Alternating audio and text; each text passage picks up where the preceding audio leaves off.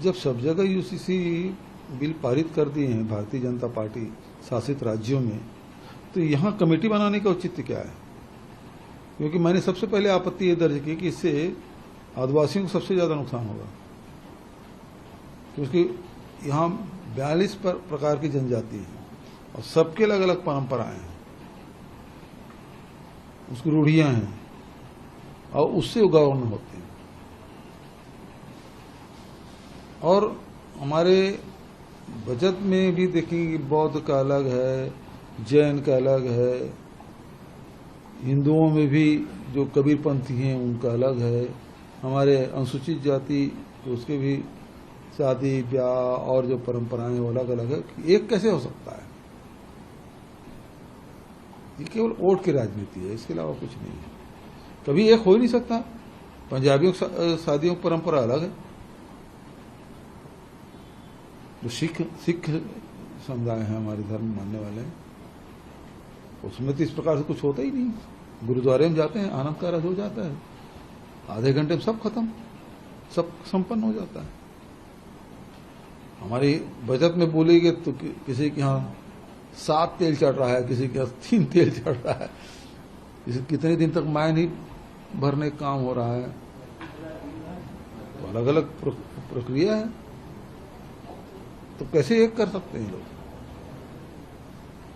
Sir, Ram मंदिर के donation को लेके जो विवाद जन्मा है, उस पर सर समाजवादी पार्टी के नेता कह रहे हैं कि बंटवारे को लेके बंटवारा नहीं हो पाया करके ये बाहर आया, और एसआईटी के भी सवाल उठा रहे हैं। बिल्कुल सही बात है। देखिए, सबसे पहली बात यह है कि ये बंटवारे का झगड़ा हुआ और कहां कहां तक पहुंच रहा है, ये सैकड़ों करोड़ रुपए का मामला है और कब से चल रहा है।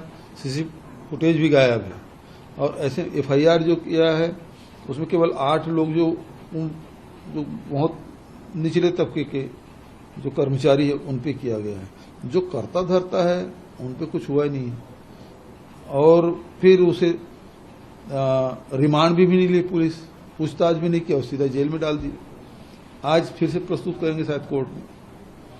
तो ये पूरा लिपापोती करने की कोशिश हो रही है। इसको तो कोर्ट मॉनिटर्ड एसआईटी के गठन करके जांच होनी चाहिए और डे टू डे होना चाहिए, क्योंकि आस्था का सवाल है।